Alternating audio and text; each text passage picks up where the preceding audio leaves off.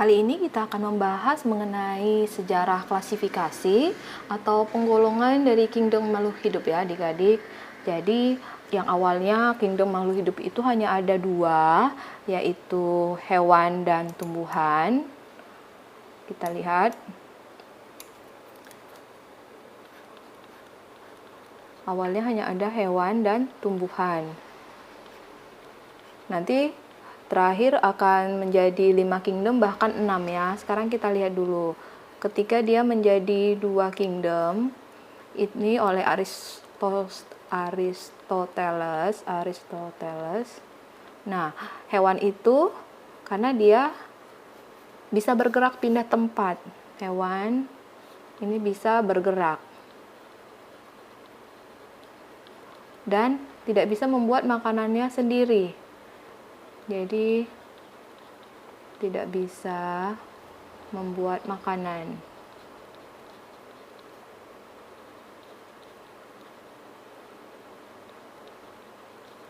Sendiri. Sementara tumbuhan ini dia diam aja di tempat, tidak punya alat gerak, tidak bergerak, kemudian bisa berfotosintesis, membuat makanannya sendiri.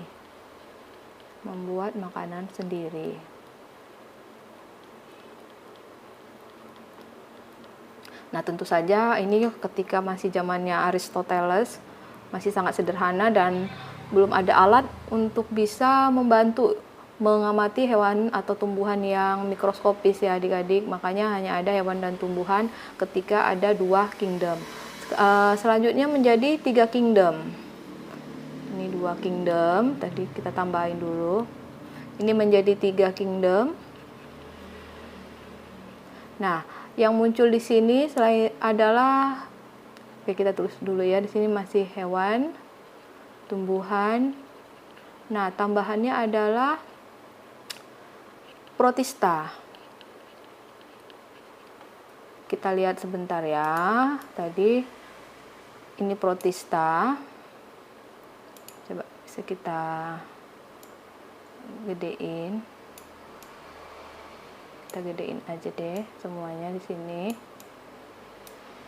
Nah, protista itu ada di sini. Kita ganti dulu tintanya biar lebih jelas. Tinta apa ya? Merah aja. Nah, ini protista. Dimana kalau tadi hanya ada animalia, hewan, kemudian plantae tumbuhan. Ternyata ada protista. Nah, awal mulanya ternyata ada organisme yang para ahli ini bingung, ini masuk plantae atau masuk animalia, hewan atau tumbuhan. Karena makhluk hidup itu dia punya klorofil, jadi dia bisa berfotosintesis.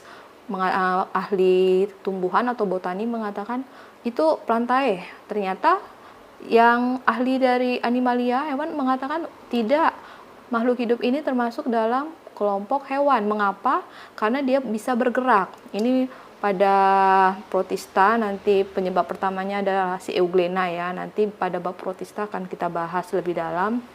Nah, makanya untuk menjembatani ketika ahli tumbuhan atau kemudian para ahli hewan itu punya pendapat yang berbeda, masing-masing mengatakan masuk kepada tumbuhan dan hewan, diberikanlah kingdom yang ketiga yang terpisah, yaitu protista. Di sana ada yang nanti uniseluler, berarti dia bersel satu, dan ada juga yang multiseluler. Kita tahu kalau animalia pada zamannya Aristoteles itu multiseluler karena hanya bisa dilihat dengan mata kita ya, tanpa alat bantu. Begitu juga dengan tumbuhan, dulu awalnya hanya dengan mata saja dan multiseluler. Semuanya eukariotik, ini eukariotik, protista juga eukariotik. Tapi kemudian muncul yang uniseluler. Nah, jadi kita lihat nih, di sini ada yang protista karena dia punya ciri hewan dan tumbuhan.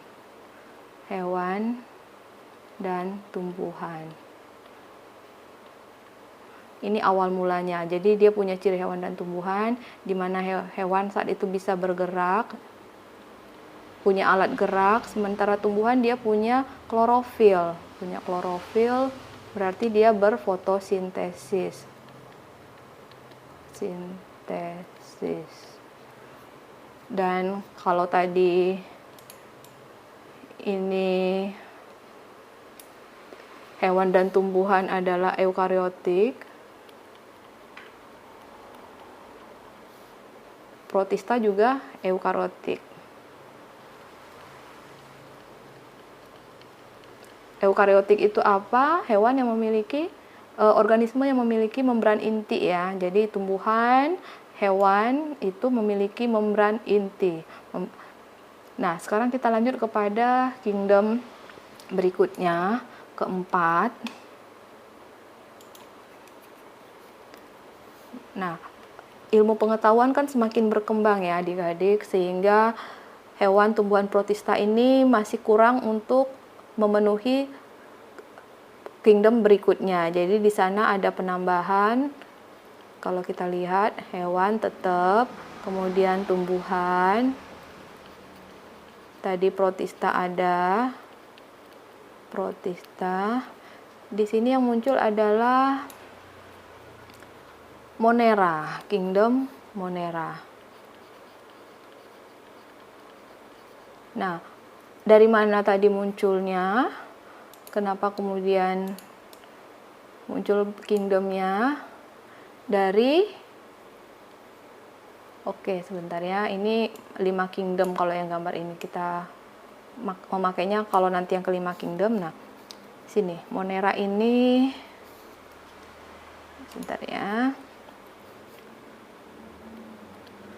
Monera ini dia bersifat prokariotik. Ya, kalau ini tadi eukariotik, hewan tumbuhan protista semuanya eukariotik, sementara Monera prokariotik. Intinya tidak memiliki membran. Jadi kita tulis di sini dulu. Apakah itu prokariotik? Tidak memiliki membran inti.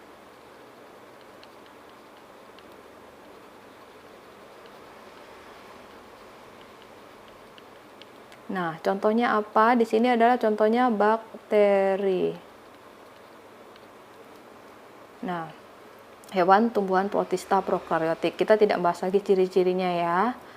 Nah, kemudian timbul atau muncul kingdom berikutnya ya.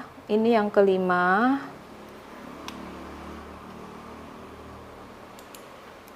Oke, yang kelima. Ini menurut R.H. Whitaker. Oke, kita tulis kembali tapi sesuai dengan urutan yang lebih sederhana ya. Yang sederhana berarti dimulai dari Monera. Nanti berdasarkan strukturnya, ini udah kita susun ya. Monera, kemudian protista, kemudian tadi muncul tumbuhan, kemudian tadi hewan. Ini kita tambahkan aja bahasa ilmiahnya, Plantae. Ini Animalia. Nah, yang berikutnya ternyata menurut Whitaker ini tidak lengkap, masih ada fungi di sana yang menurutnya tidak bisa dimasukkan dalam kelompok kingdom makhluk hidup di atas ya. Nah, ini fungi awalnya dimasukkan dalam kingdom kingdom Plantae. Jadi awalnya masih masuk ke dalam kingdom Plantae, tumbuhan. Mengapa tumbuhan? Karena dia dianggap tidak memiliki alat gerak dan ternyata itu tidak cocok kan. Nah, ternyata fungi itu hampir sebagian besar, bukan sebagian besar ya, memang fungi itu bersifat hidupnya adalah heterotrof. Heterotrof, bukan autotrof. Kalau yang ini kan autotrof. Nah, jadi berbeda ya adik-adik. Kita hapus saja. Nah, selanjutnya muncul kingdom, menjadi 6 kingdom ya adik-adik. Kita lihat. Oh, sebentar, kita lihat di sini. Ini tadi yang 5 kingdom, kita lihat dulu 5 kingdom. Ini tadi protista ada di sini karena dia mirip tumbuhan, mirip hewan, mirip fungi. Jadi protista ini ada yang ciri-cirinya nanti seperti fungi. Jadi dia bukan jamur, ya fungi ini jamur ya adik-adik, dan ada organisme pada protista ini yang seperti jamur, padahal bukan. Termasuk juga animalia. Kemudian tadi pelantae, makanya dia ada posisinya ada di sini. Nah, kemudian tadi kingdom berikutnya yang kelima oleh Whittaker tadi ada muncul Eubacteri dan Archaebacteria. Ini masih satu kelompok, 3, 4, 5 ya ke sini. Ini tadi kingdom Monera yang ini ya. Ini tadi Monera. Nah, pada kingdom ke-6, ini nanti yang ke-6. Kalau kita buat ini tadi 1, 2, 3, 4. Oh, salah, 4-nya ke sini pembahasan kita. Sebentar. Kita ralat ya adik-adik. Kita langsung saja sesuai dengan urutannya. Kalau tadi 1, 2, 3, 4. Ya udah deh. Jadi 5, kemudian ini 6. Oke, jadi ada 6 kingdom, di mana Monera itu ternyata bisa dipisah kembali menjadi 6 kingdom yang terpisah. Nah, di sini dia.